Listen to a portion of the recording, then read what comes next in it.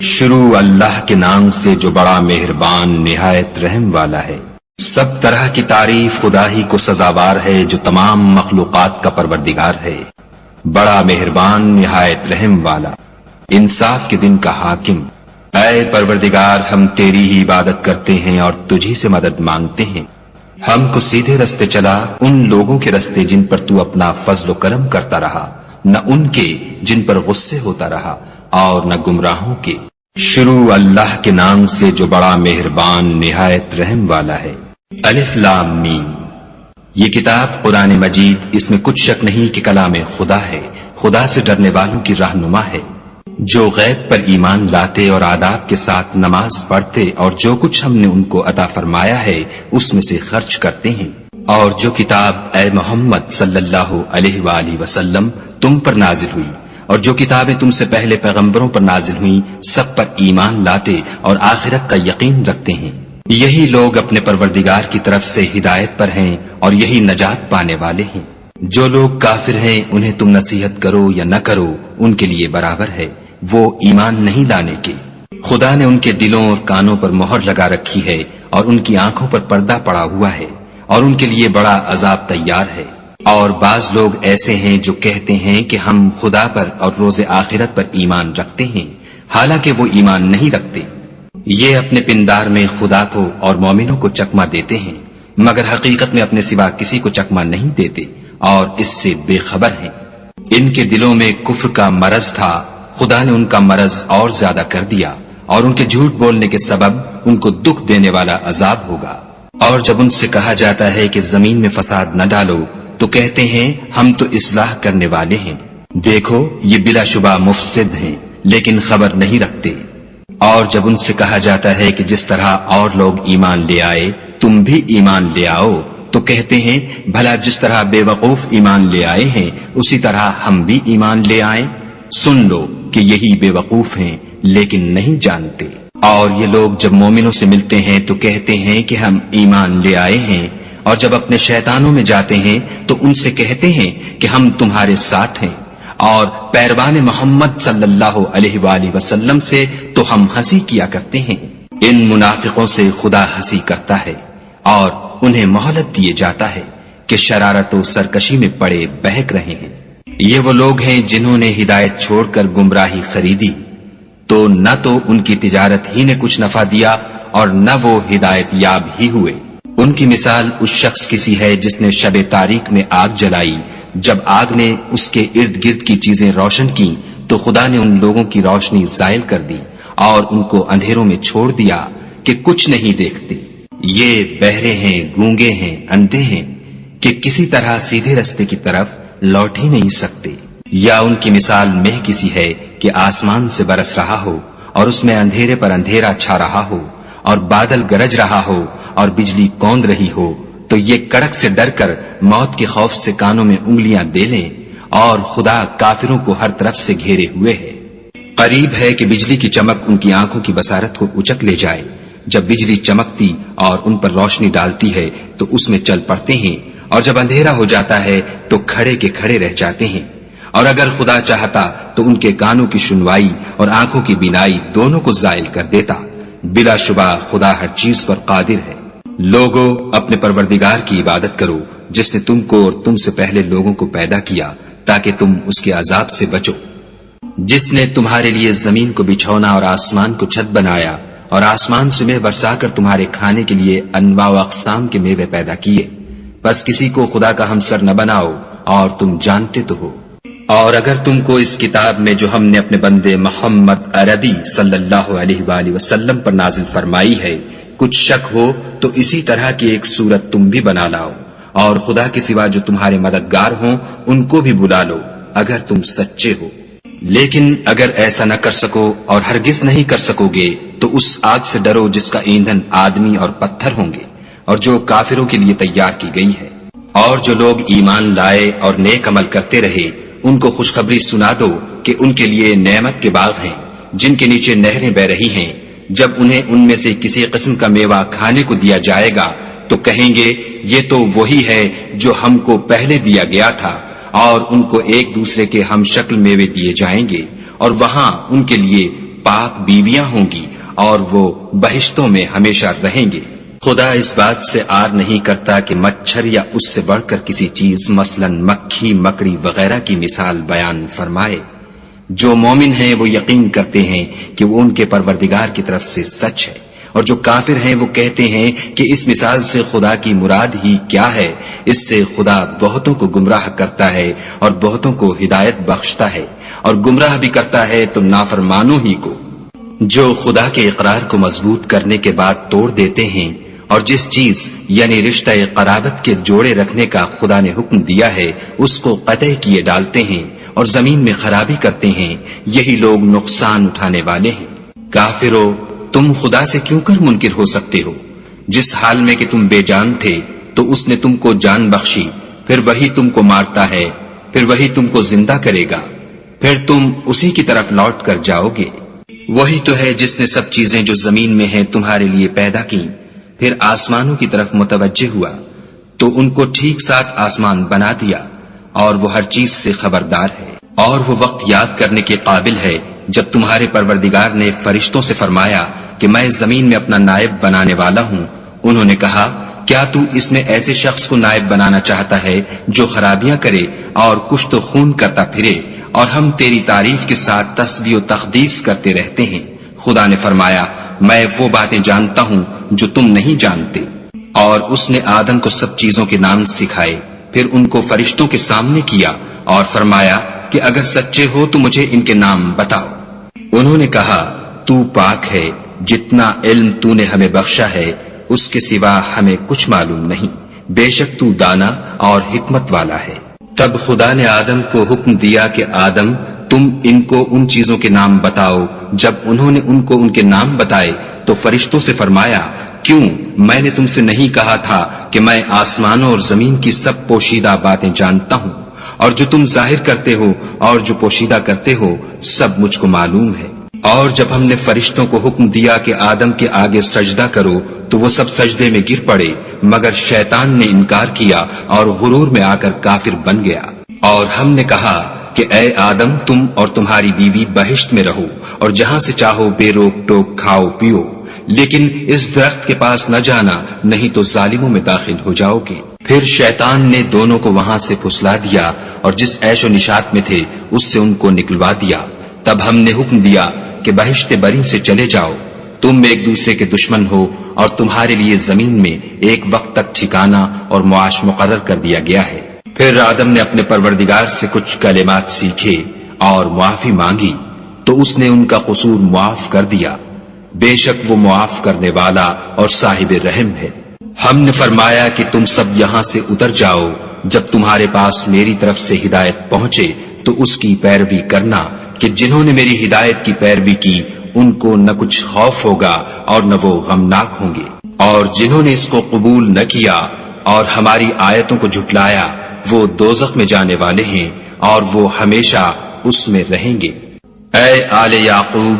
میرے وہ احسان یاد کرو جو میں نے تم پر کیے تھے، اور اس اقرار کو پورا کرو جو تم نے مجھ سے کیا تھا۔ میں اس اقرار کو پورا کروں گا جو میں نے تم سے کیا تھا، اور مجھے سے ڈرتے رہو۔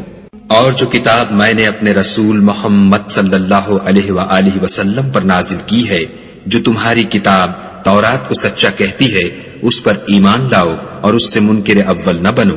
اور میری آیتوں میں تحریف کر کے ان کے بدلے تھوڑی سی قیمت یعنی دنیاوی منفعت نہ حاصل کرو، اور مجھے سے خوف رکھو، اور حق کو باطل کے ساتھ نہ ملاؤ اور سچی بات کو جان بوجھ کر نہ چھپاؤ، اور نماز پڑھا کرو اور زکوٰۃ دیا کرو، اور خدا کے آگے جھکنے والوں کے ساتھ جھکا کرو۔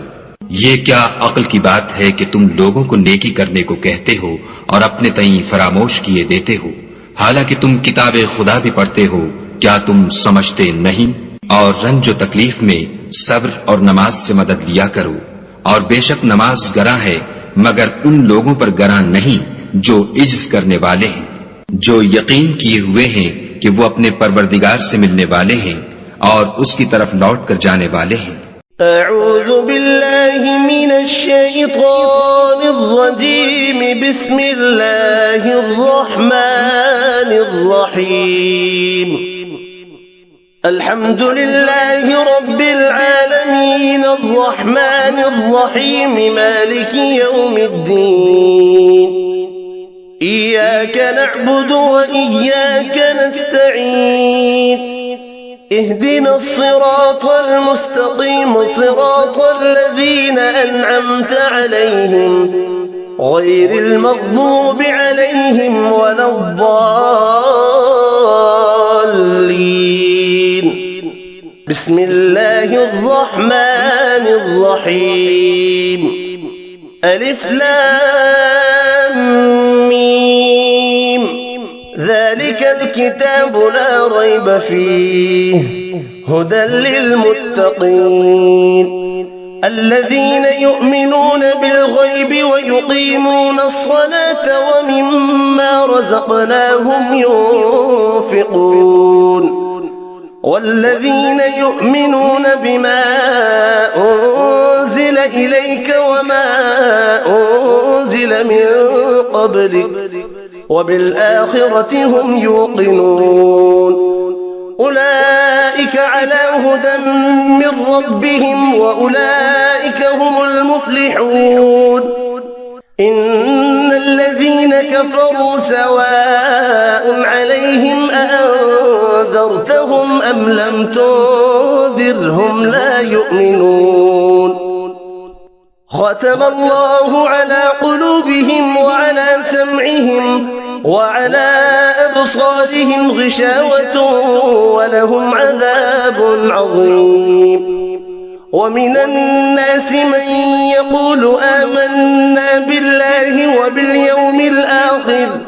وباليوم الآخر وما هم بمؤمنين يخادعون الله والذين آمنوا وما يخدعون إلا أنفسهم وما يشعرون في قلوبهم مرض فزادهم الله مرضا ولهم عذاب أليم بما كانوا يكذبون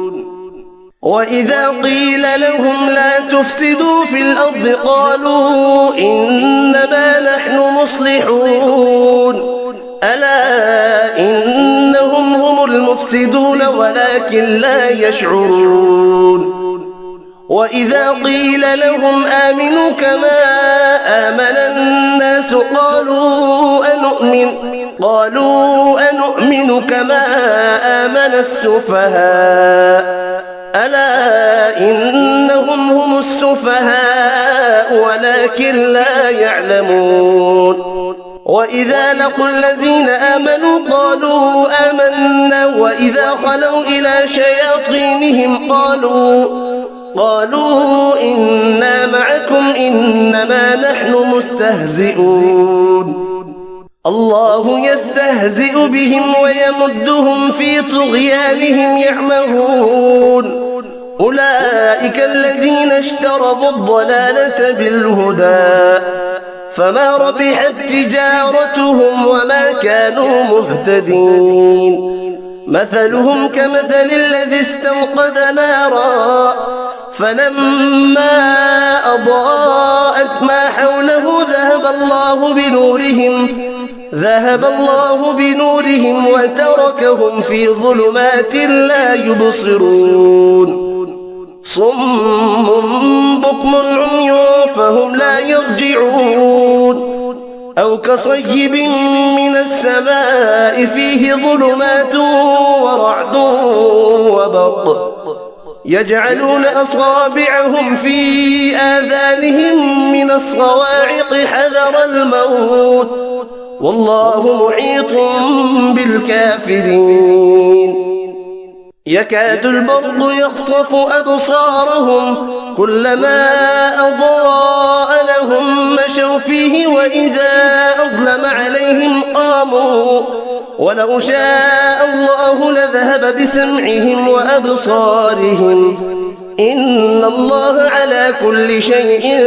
قدير يا أيها الناس اعبدوا ربكم الذي خلقكم والذين من قبلكم لعلكم تتقون الذي جعل لكم الأرض فراشا والسماء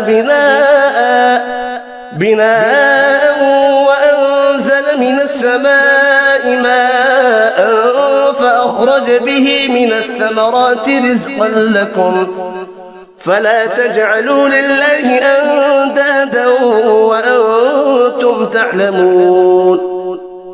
وإن كنتم في ريب مما نزلنا على عبدنا فأتوا بسورة من مثله وادعوا شهداءكم من دون الله إن كنتم صادقين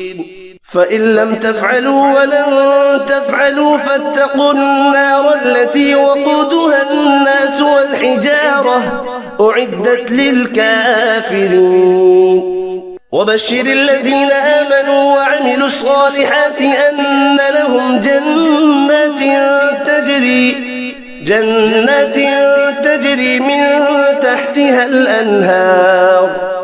كلما رزقوا منها من ثمرة رزقا قالوا هذا الذي رزقنا من قبل وأتوا به متشابها ولهم فيها أزواج مطهرة وهم فيها خالدون إن الله لا يستحيي أن يضرب مثلا ما بعوضة فما فوقها فأما الذين آمنوا فيعلمون أنه الحق من ربهم وأما الذين كفروا فيقولون ماذا أراد الله بهذا مثلا يضل به كثيرا ويهدي به كثيرا وما يضل به إلا الفاسقين الذين ينقضون عهد الله من بعد ميثاقه ويقطعون ما أمر الله به أن يوصل ويفسدون في الأرض أولئك هم الخاسرون كيف تكفرون بالله وكنتم أمواتا فأحياكم ثم يميتكم ثم يحييكم ثم إليه ترجعون هو الذي خلق لكم ما في الأرض جميعا ثم استوى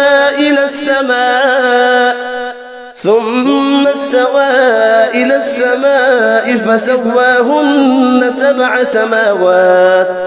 وهو بكل شيء عليم وإذ قال ربك للملائكة إني جاعل في الأرض خليفة قالوا أتجعل فيها من يفسد فيها ويسفك الدماء ونحن نسبح بحمدك ونقدس لك قال إني أعلم ما لا تعلمون وعلم آدم الأسماء كلها ثم عرضهم على الملائكة فقال أنبئوني بأسماء هؤلاء إن كنتم صادقين قالوا سبحانك لا علم لنا إلا ما علمتنا إنك أنت العليم الحكيم قال يا آدم أنبئهم بأسمائهم فلما أنبأهم بأسمائهم قال ألم أقل لكم إني أعلم غيب السماوات والأرض وأعلم ما تبدون وما كنتم تكتمون وإذ قلنا للملائكة اسجدوا لآدم فسجدوا إلا إبليس أبى واستكبر وكان من الكافرين وقلنا يا آدم اسكن أنت وزوجك الجنة وكلا منها رغدا حيث شئتما ولا تقربا هذه الشجرة فتكونا من الظالمين فأزلهما الشيطان عنها فأخرجهما مما كان فيه وقلنا اهبطوا بعضكم لبعض عدو ولكم في الأرض مستقر ومتاع إلى حين فتلقى آدم من ربه كلمات فتاب عليه إنه هو التواب الرحيم قلنا اهبطوا منها جميعا فإما يأتينكم مني هدى فمن تبع هداي فلا خوف عليهم ولا هم يحزنون والذين كفروا وكذبوا بآياتنا أولئك أصحاب النار هم فيها خالدون يا بني إسرائيل اذكروا نعمتي التي أنعمت عليكم وأوفوا بعهدي أوف بعهدكم وإياي فارهبون وآمنوا بما أنزلت مصدقا لما معكم ولا تكونوا أول كافر به ولا تشتروا بآياتي ثمنا قليلا وإياي فاتقون ولا تلبسوا الحق بالباطل وتكتموا الحق وأنتم تعلمون وأقيموا الصلاة وآتوا الزكاة واركعوا مع الراكعين أتأمرون الناس بالبر وتنسون أنفسكم وأنتم تتلون الكتاب أفلا تعقلون واستعينوا بالصبر والصلاة وإنها لكبيرة إلا على الخاشعين